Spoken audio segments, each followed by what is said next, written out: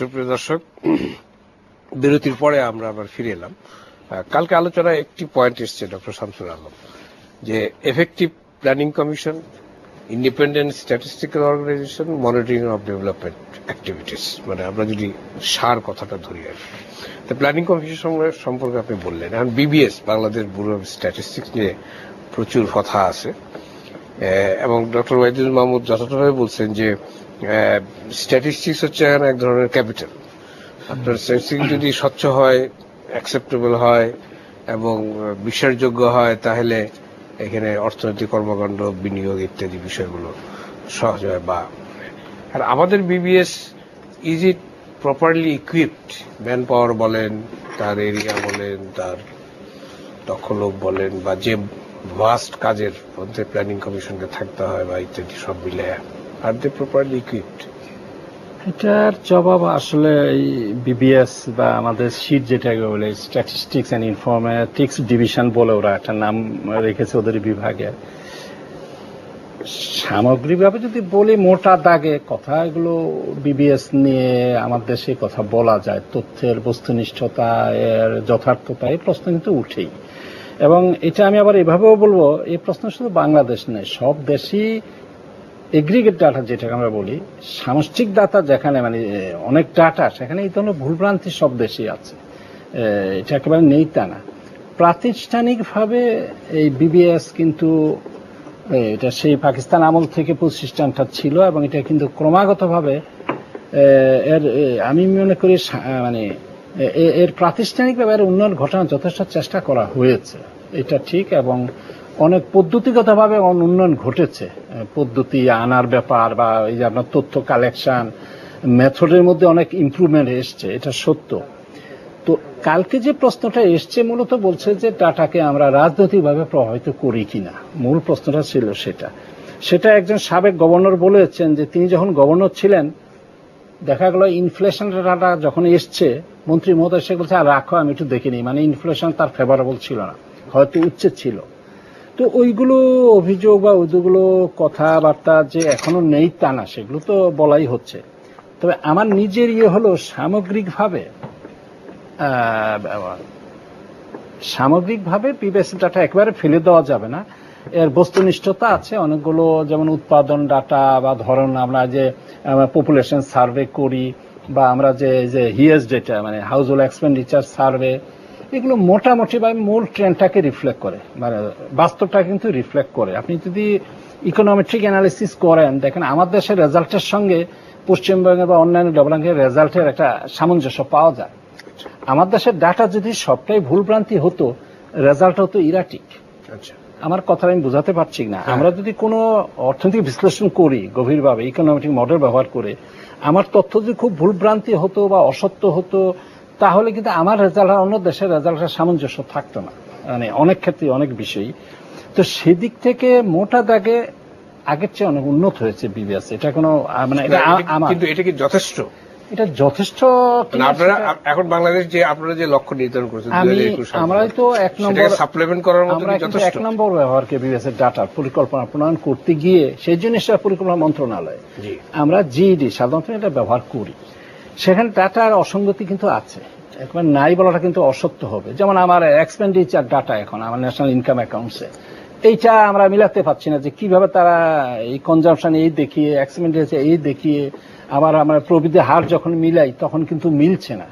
তো এগুলো কিছু কিছু ইনকনসিস্টেন্সি কিন্তু আছে, সেগুলো দেখার বিষয়। এবং আমি যে কথাটা বলতে চাইব, এই প্রতিষ্ঠানগুলোকে কার্যকর করতে হলে অবশ্যই যে সরকার যখন ক্ষমতায় থাকবে তার সদিচ্ছাটা অবশ্যই এখানে বড় বিষয়। এখন সুপার মিনিস্ট্রির ধারণাটা যথেষ্ট, মানে আমি আসলে প্রসন্ন ইসলামের কোনো বিষয় বক্তব্য রাখাটা কিছুটা ইতস্তত করছি, বা সুপার মিনিস্ট্রি বিষয়টা আমার কাছে মনে হয় আবারও সেই কেন্দ্রীভূত করা, আবারও এখানে সমন্বয়টা যদি জোর দিয়ে থাকেন, আমি একমত, সমন্বয়ের প্রয়োজন আছে, বিশেষ করে ফিন্যান্স মিনিস্ট্রি, প্ল্যানিং এবং বাংলাদেশ ব্যাংক আর ফিন্যান্স মিনিস্ট্রির সমন্বয় আরো বেশি প্রয়োজন। এখন কে কাকে, আমরা যতটা বুঝি বাংলাদেশ ব্যাংকে যথেষ্ট বেশি তার অপারেশনাল স্বাধীনতা প্রয়োজন আছে, যদি তাকে যথেষ্টভাবে কাজ করতে হয়, তাকে সার্ভিলেন্সে যেতে হয়। তো সেই বিষয়টা আর পরিকল্পনা কমিশন এবং ফিনান্স ডিভিশন, ফাইন্যান্স মিনিস্ট্রির সঙ্গে ব্যক্তিগতভাবে আমার নিজের আমি খুব একটা অসন্তুষ্ট নই। আমি দেখেছি বিভিন্ন বিষয়ে আমাদের সমঝোতা যথেষ্ট হয়, বা আমি কোথাও এই সমস্যাটা খুব স্পষ্ট হয়নি। যেটার সমস্যা সেটার উপর বাস্তবায়নে গিয়ে যে কথাটা যে ডক্টর আহসান মনসুর বললেন, যে প্রকল্পের বিলম্ব ঘটা বা অনেক বাস্তব কারণে কবর পড়েছে, আমরা চিটাং যেতে গিয়ে রাস্তা নেওয়া যাচ্ছে না, মসজিদ পড়েছে। সৌদি আরবে মসজিদ ভেঙে, বড় বড় মসজিদ ভেঙে বহু রাস্তা হয়েছে, কিন্তু আমাদের দেশে একটা ছোট মসজিদ আপনি ভাঙতে পারবেন না। এটা আবার ওই আমাদের অন্যভাবে নেই। এই বিষয়গুলোর ক্ষেত্রে রাষ্ট্রের সরাসরি উচ্চ পর্যায়ের হস্তক্ষেপ যেটা রয়েছে, এটা আমি একমত। ময়মনসিংহ, ঢাকা, এইগুলো বিষয়ে সরাসরি উচ্চ পর্যায়ে, মানে এখানে তো তাহলে আপনার বিশেষ করে লার্জ প্রজেক্টের ক্ষেত্রে এই জায়গাটার কোঅর্ডিনেশনের এফিশিয়েন্সিটা আসে, প্রশ্নটা আসে। সুপার মিনিস্ট্রি করতে হবে তা না, এখনো 10টা বড় বড় প্রজেক্ট নিয়ে এখনো একটা কমিটি করা হয়েছে বাস্তবায়ন, এটা মাননীয় প্রধানমন্ত্রীর নেতৃত্বে সেটি কিন্তু করা হয়েছে। কিন্তু ওই সুপার মিনিস্ট্রি গঠন প্রক্রিয়াটা, মানে আমি ধারণাটা আমার কাছে এরকম মনে হয়, আমরা সেই ব্যাক টু স্কোয়ার ওয়ান, আমরা চাই ডেভলিউশন। আরো যেখানে প্রতিষ্ঠানের কথা বলছে, প্রাতিষ্ঠানিক সক্ষমতা, সেখানে আরো বেশি অনেক দায়িত্ব দেন, ক্ষমতা দেন, অ্যাকাউন্টেবিলিটি। সেন্ট্রালাইজেশনের জায়গাটা যেতে চাচ্ছেন না, মানে এই আমরা কেন্দ্রীভূত বহু করেছি অনেক, কিন্তু আমরা ধরেন পিপিপি বিষয়ে আমরা কেন্দ্রীভূত করেছি, আমরা আইসিটি বিষয়ে করেছি, অনেক বিষয়ে টেলিকমিউনিকেশন আমরা করেছি। তো তার চেয়েও আমার কাছে উল্টোটা মনে হয় যে আপনি দায়িত্ব দিন, তাকে অ্যাকাউন্টেবল করুন, আবার দায়িত্ব দিন, সেটি বরং অনেক কার্যকর হবে। আমি ওই সুপার মিনিস্ট্রি কথাটা আমি আবার বলবো, আমি প্রফেসর নুরুল ইসলাম স্যারের কোনো কথা আমার বিশ্লেষণ আমি খুব ইতস্তত ফিল করছি, কিন্তু এই ধারণাটা আমার কাছে খুব আমি খুব বুঝতে পারিনি, কালে উপস্থিত ছিলাম, বা আমার কাছে খুব মানে আমার কাছে আকর্ষণীয় মনে হয়নি। ডক্টর আহসান স্যার ব্যাখ্যা করতে পারেন। ধন্যবাদ আপনাকে ডক্টর শামসুল আলম। ডক্টর আহসান একটি বেশ স্ট্রংলি একটি পয়েন্ট এসছে যে ম্যানিপুলেশন বা রাজনৈতিক প্রভাব বিস্তার বা রাজনৈতিক হস্তক্ষেপ, এবং বাংলাদেশ ব্যাংকের গভর্নর তো বলেছেনই যে শেয়ার বাজারে সৃষ্ট সমস্যার জন্য বাংলাদেশ ব্যাংক নীতি নির্ধারণ করতে গেছিল, কিন্তু বাইরের অনেক চাপ তাকে ফেস করতে হয়েছে, বা অনেক ক্ষেত্রে আমরা দেখি এই জায়গাগুলো হয়। ইভেন প্রফেসর নুরুল ইসলাম যথেষ্ট জোর দিয়ে বলেছেন, don't manipulate economic data if I am not wrong, মানে পত্রিকা যায় এসছে আর কি, data for political upper hand, এই কথাগুলো, এবং এটা বেশ স্ট্রংলি এসেছে। ডক্টর ওয়াহিদুদ্দিন মাহমুদও বলেছেন এই কথাগুলো। এই জায়গাটা একটা সাধারণ ধারণা যে ম্যানিপুলেশন হয়, হস্তক্ষেপ হয়, বা যেটা ডক্টর শামসুল আলমও বললেন যে একটু দেখে নিই, মানে ইনফ্লেশন এটা এখনই ইত্যাদি, এইটা হয়তো অন্য দেশে হয় আমি জানি না, কিন্তু আমাদের দেশে বোধহয় একটু বেশি হয়, সেই কারণে কথাগুলো এসছে আর কি। এটা দুটো প্রশ্ন এই জায়গাটা আপনার কাছে। একটি হচ্ছে যে এটা সাদা চোখে তো আমরা সাধারণ মানুষ বুঝি যে হ্যাঁ এরকম ম্যানিপুলেশন বা হস্তক্ষেপ হলে অবশ্যই ক্ষতিগ্রস্ত হবে, এক। আর একটা বড় মানে মূল যেটা বিষয় যে এটা ইনস্টিটিউশন অ্যান্ড প্ল্যানিং, এই দুটা ক্ষেত্রে কিভাবে বড় ধরনের ক্ষতি করে আর কি। প্রশ্নটা করেছেন এটা খুব গুরুত্বপূর্ণ প্রশ্ন। এখানে একটা জিনিস হচ্ছে পারসেপশন, জি, আবার অনেক সময় পারসেপশনটাই ইজ পারসিভড অ্যাজ রিয়ালিটি, এটাকে কিন্তু বুঝতে হবে। পারসেপশনটা কেন হয়?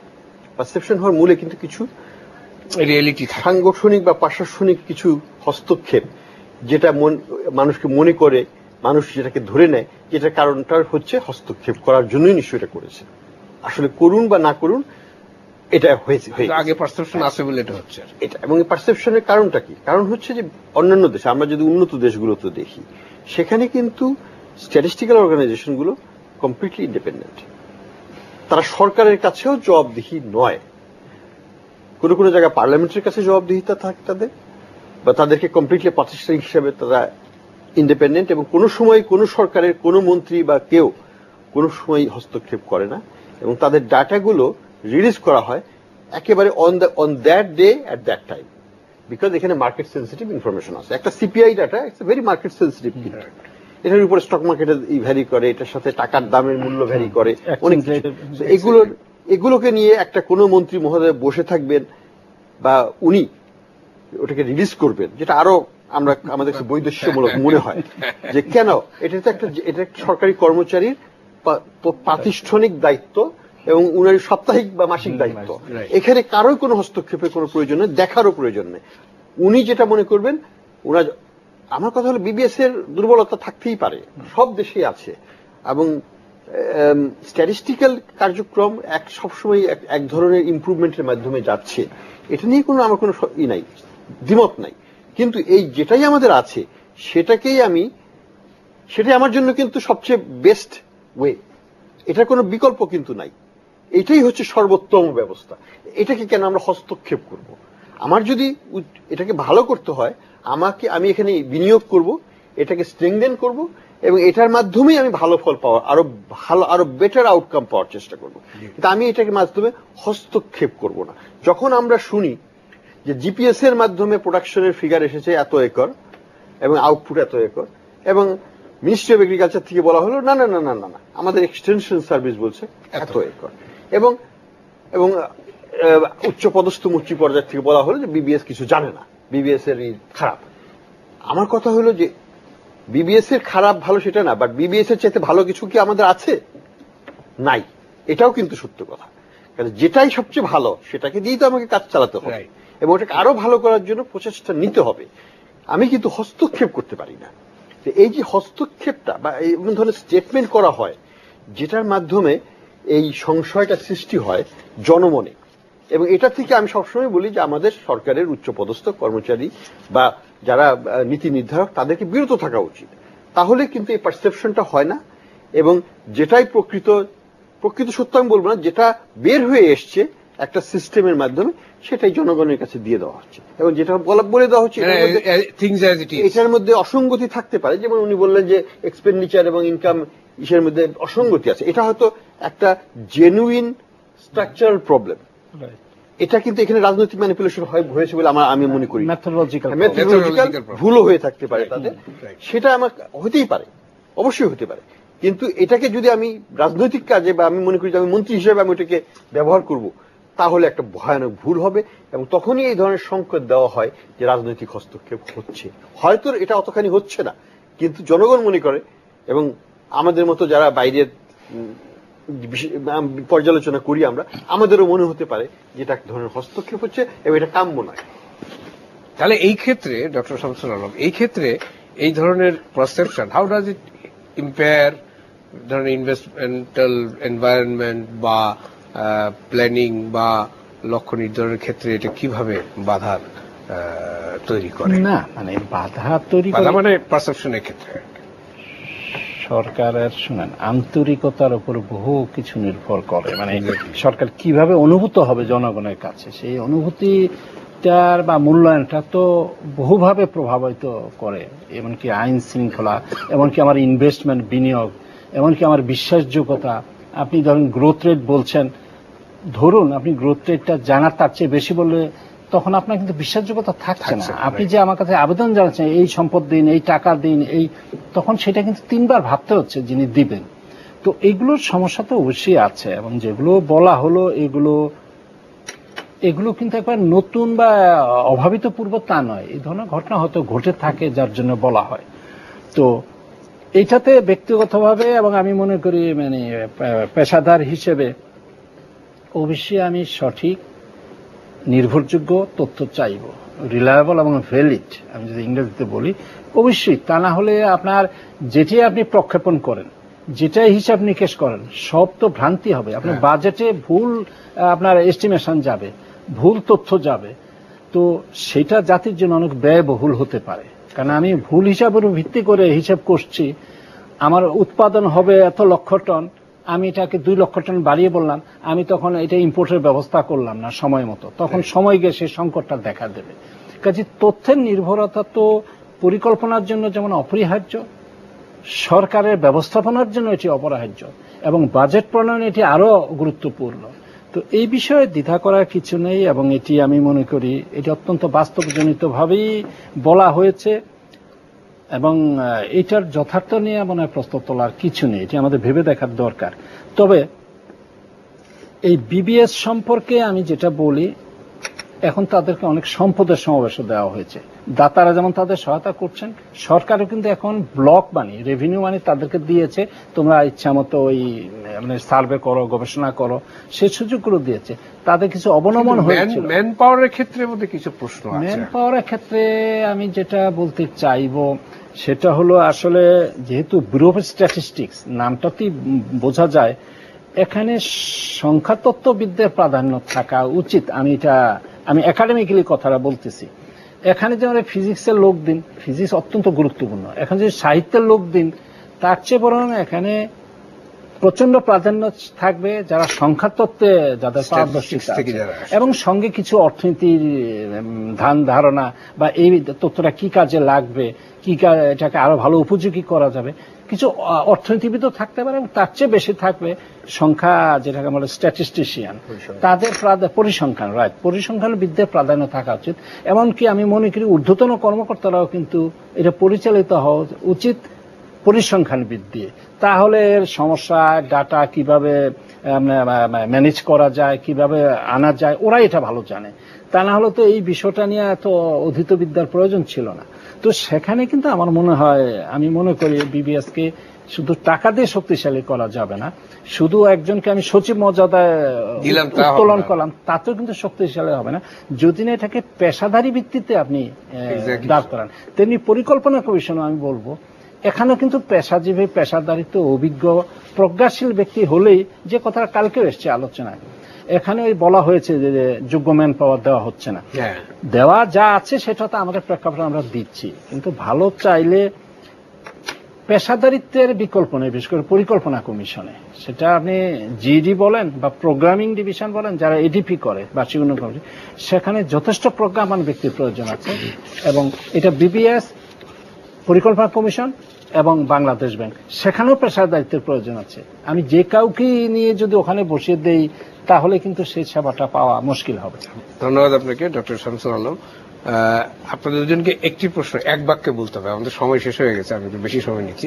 একটি প্রশ্ন, সেটি হচ্ছে এই পুরো বিষয়টা যেটা আজকে আপনারা দুজন আলোচনা করলেন, এবং আমাদের উন্নয়ন, প্ল্যানিং এবং সেটা বাস্তবায়ন করা, এবং যে প্রতিষ্ঠানগুলো এর সঙ্গে যুক্ত আছে তাদেরকে কার্যকর করা, কর্মক্ষম করা, আরো দক্ষ করা, তার সঙ্গে গুড গভর্নেন্স, ডেমোক্রেটিক প্রসেস এর কি সম্পর্ক, এক কথা বলতে হবে আর কি। কারণ বেসিক হলো ওই জায়গাটা, ওটা না হলে পরের গুলো হবে না, তাই তো? না, অবশ্যই এ বিষয়ে তো দ্বিধা বা দ্বিমত পোষণ করার কোনো সুযোগ নেই। এবং অবশ্যই এই গভর্নেন্সের বিষয়টি, প্রতিষ্ঠানকে শক্তিশালী করা মানেটাই তো হলো আপনার গভর্নেন্সটাকে গুরুত্ব দেওয়া। আমরা যখন প্রতিষ্ঠানের সক্ষমতার কথা বলি তার মানে হলো ওইটাই সুশাসন প্রতিষ্ঠার কিন্তু ধাপ বা প্রয়োগ পদ্ধতি। তো সুশাসনে আমাদের যেতেই হবে, আমি এটা নিয়ে একেবারেই হতাশ না। আমাদের মধ্যবিত্তের বিকাশ ঘটছে, উচ্চবিত্তের একটা প্রচন্ড বিকাশ ঘটছে। আমাদের এই উচ্চবিত্ত মধ্যবিত্তের দাবির প্রেক্ষাপটে, এবং তারাই আবার শাসন করবেন দেশকে, আপনার সুশাসনে আসতেই হবে এবং ক্রমান্বয়ে এটি আসবে। ডক্টর মনসুর, আমি এক কথা, যে সুশাসন তো অবশ্যই লাগবে, কিন্তু যেটা দরকার অ্যাজ এ মিনিমাম, একটা প্রত্যেকটা অর্গানাইজেশন, সেটা সিকিউরিটি এক্সচেঞ্জ কমিশন হোক, বাংলাদেশ ব্যাংক হোক বা স্ট্যাটিস্টিক্যাল অর্গানাইজেশন হোক, তাদের একটা লিডারশিপের একটা প্রয়োজন আছে। লিডারটা কে হবে? লিডার কিন্তু অ্যাডমিনিস্ট্রেটিভ সার্ভিস থেকে আমি 2 বছরের জন্য 6 মাসের জন্য বসিয়ে দিলাম, তারা মনে করলো যে আমার তো কোনো ক্ষমতাই থাকলো না, statistics is a good for nothing, এই মনোভাব নিয়ে বেশিরভাগ ক্ষেত্রে আসে তারা, এবং তাদের দিয়ে কিছু হবে না। যেটা দরকার ছিল, রব্বানী সাহেবের মতো 10 বছর থাকুন, জি, যিনি স্ট্যাটিস্টিক্স, বাংলাদেশের স্ট্যাটিস্টিক্সের আমি বলবো যে ফাদার অফ বাংলাদেশ। মহলানবী সাহেব ইন্ডিয়াতে যেটা করে গেছেন, হ্যাঁ, উনি হচ্ছেন father of Indian statistics department. আমাদের দরকার হচ্ছে প্রত্যেকটা প্রতিষ্ঠানের জন্য সবচেয়ে বিচক্ষণ ব্যক্তি, তাকে ভেতর থেকে বাইরে থেকে নিয়ে এসে তাকে একটা দীর্ঘমেয়াদী, এবং 5 বছরের নিচে নয়, ওখানেই রাখা, 5 বছরের নিচে নয়, তাকে দিয়ে দেওয়া হোক, তাকে একটা টার্মস অফ রেফারেন্স দিয়ে দেওয়া হোক, আপনাকে এই 10টা বা 20টা কাজ করতে হবে 5 বছরে, এবং আপনার সব দায়িত্ব আপনার, এবং দায়িত্ব নিয়ে যদি সম্পাদন করতে না পারেন, আপনাকে এই দায়িত্ব জবাবদিহিতার জন্য আপনার দায়ী হবে, তাহলে কাজ হবে। ধন্যবাদ আপনাকে ডক্টর হাসান মনসুর, ধন্যবাদ ডক্টর শামসুল আলম। সুপ্রিয় দর্শক, আমরা আমাদের মতো সাধারণ লোকের জন্য এটা কঠিন বিষয় নিয়ে কিছু আলোচনা করলেন আমাদের দুজন আলোচক, ডক্টর শামসুল আলম এবং ডক্টর হাসান মনসুর।